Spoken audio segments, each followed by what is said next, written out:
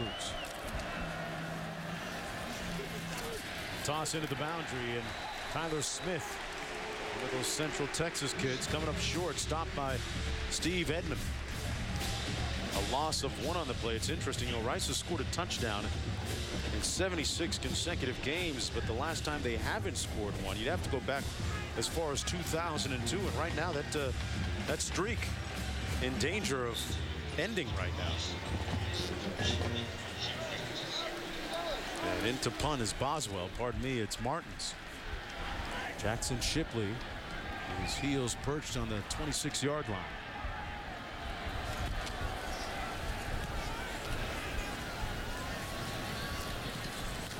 Fair catch at the 35-yard line.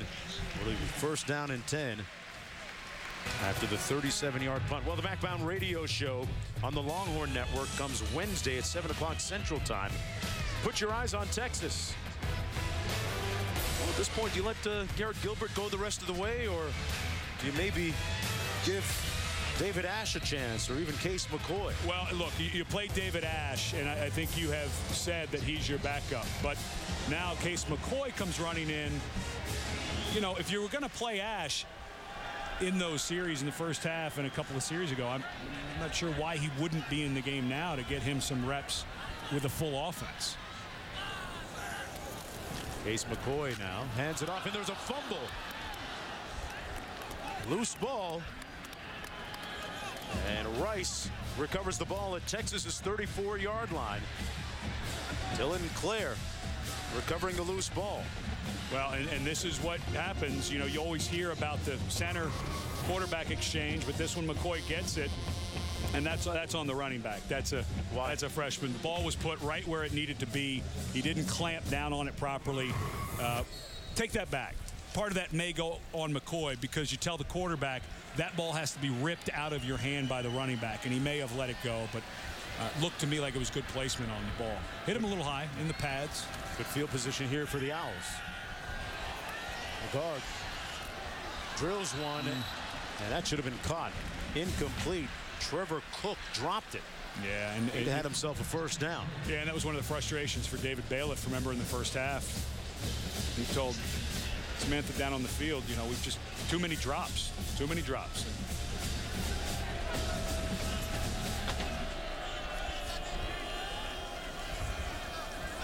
Second and 10.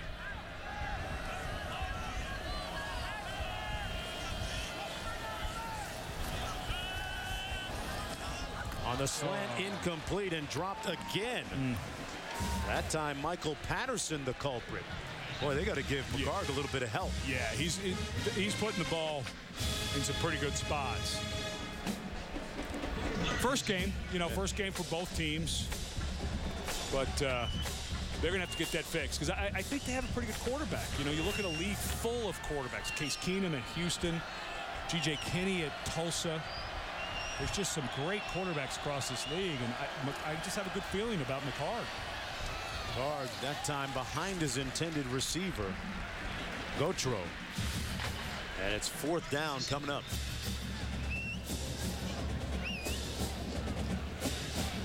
Texas on the verge of barring a miraculous comeback, winning 40 of the last 41 against Rice, and McCard in the game still. They're going to go for it here on fourth down. Why not?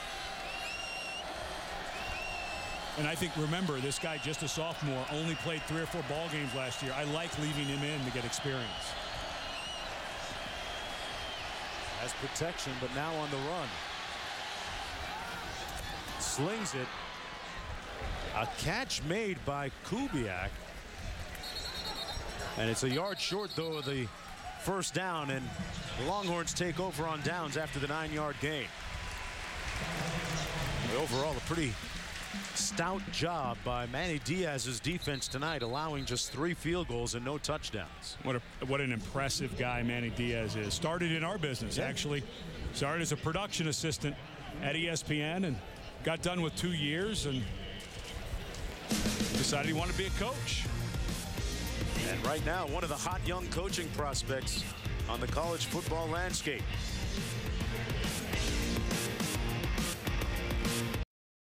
But why, some say, the moon? Why choose this as our goal? And they may well ask, why climb the highest mountain?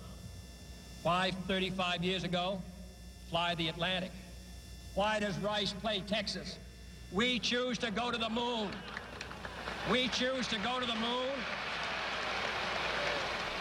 That was 1962, Rice Stadium. President John F. Kennedy outlined his reasons for sending Americans to the moon and increasing the U.S. involvement in the space exploration. In his speech, Kennedy quoted saying, hey, why does Rice play Texas? And NASA's headquarters in Houston, later renamed the Johnson Space Center. Let's look at the series note. And the numbers decidedly in Texas's favor. I think the present point was when Rice plays Texas, it's a challenge. It's a challenge you want to try and take on. Yep.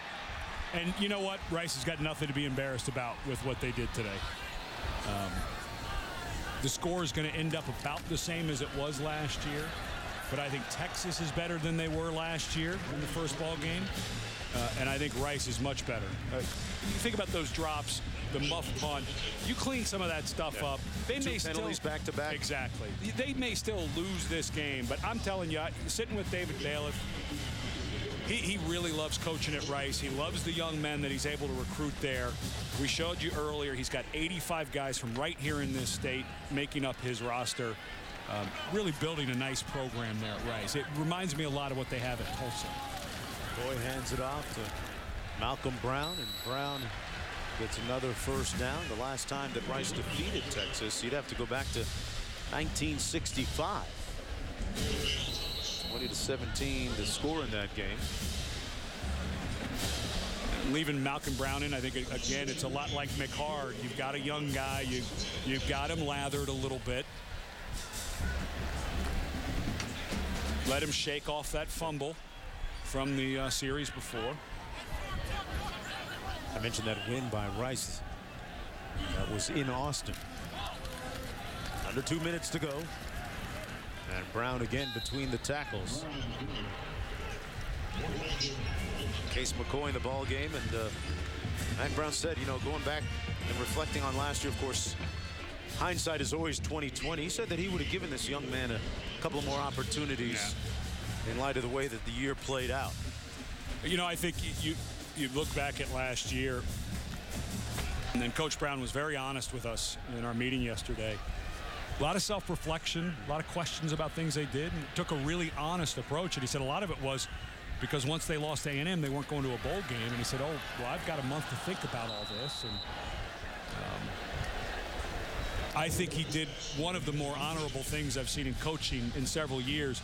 He didn't start looking for coaches until the bowl season was over. Once he decided, and he talked to a few of his coaches who were looking to retire and probably move on, and knew he wanted to make a couple of changes, and everyone wanted to make it like it was this big acrimonious thing, and it wasn't. It wasn't at all. It was a really clear plan. And circumstances really just came together. It was a great confluence of timing. Absolutely. That led to the turnover. Boy with the screen, and Brown couldn't hang on to it. But, you know, it was a funny story of how he ended up getting Brian Harsin out of Boise State. Harsin, a young man who had never been outside, was born and raised in Boise, left after playing at Boise State to be a graduate assistant at Eastern Oregon, and then went right back to Boise. So he'd never lived anywhere else outside of Boise except for 1 year as a graduate assistant.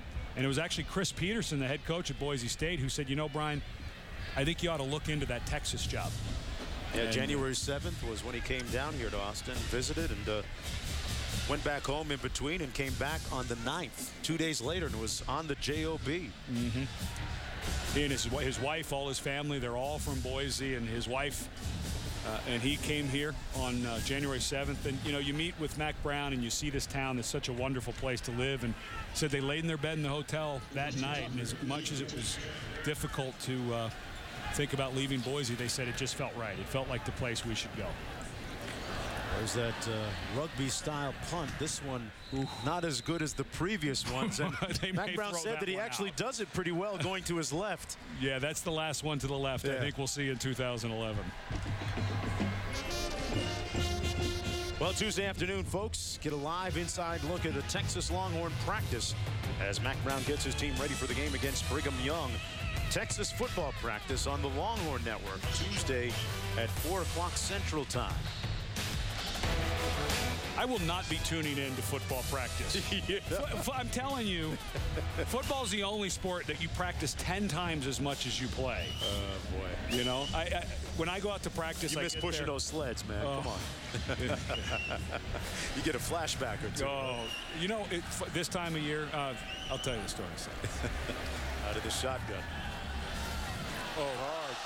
And he got rocked, and it's on the ground. Texas with a chance to run this one back.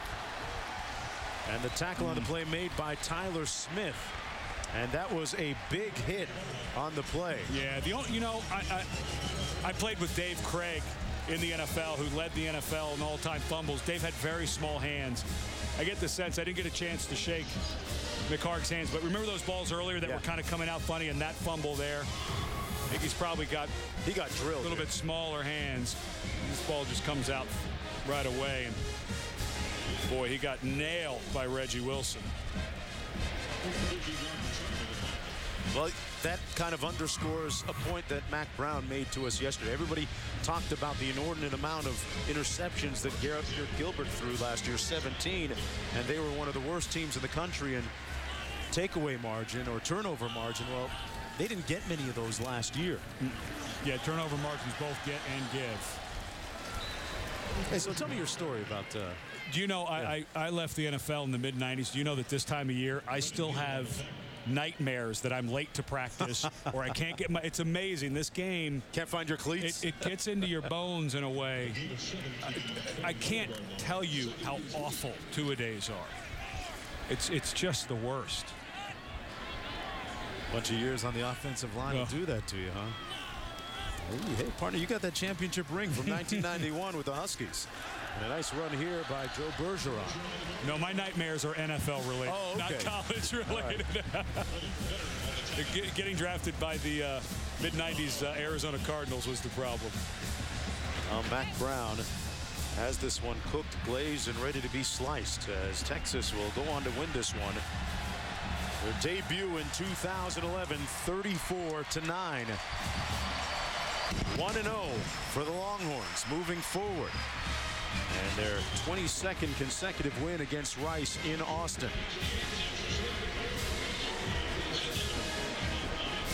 They'll get a chance to exhale, enjoy this one for a few hours, and then you know how coaches are. They'll obsess about BYU until they visit Austin next week in a game you'll see on ESPN2. Ozzie Whitaker with a couple of touchdowns tonight, one running, one receiving. Garrett Gilbert 13 of 23 passing for 239 yards and a touchdown toss. And for Rice, they get ready to play Purdue, and then they get a week off after Purdue before they go to Baylor. And I know David Baylor frustrated, but they've got a lot to build on. Of course, the question mark coming out of this game for Rice is the story on Sam McGuffey and his conspicuous absence in this game. I believe we only saw him touch the ball one time. Yep. And we knew they had a lot of backs that they liked, but McGuffey with that speed. Maybe there was an injury we didn't know about. You know, maybe they were concerned about that and didn't tell us. But it certainly was odd that he was not in the ball game more. Well, it's all smiles for the guys in burnt orange tonight. Let's go downstairs to Samantha with Coach Brown. Coach, you were working with a whole new offense tonight. At what point did you realize that things were changing? A very different game in the second half. I thought when we came off the 6-inch line and went 99.5 yards and scored, got a little confidence, came right back and went 94 yards and scored. Then I thought we had a pretty good feel of what we were doing. I'm sure you know, but you were playing 18 true freshmen tonight, probably more than you ever have. What did you learn about those young guys tonight? Well, they're very talented, and they struggled some tonight where to line up and what to do, and we made a lot of mistakes, but they should be much better by next week. All right, congratulations. Go enjoy this one, Coach. Thanks, Sam. Back up to you, Mark. All right, Samantha. Well, Texas showed a lot of resilience. Dealt with some adversity tonight. Rice had cut their lead to 13-9. But then they rallied.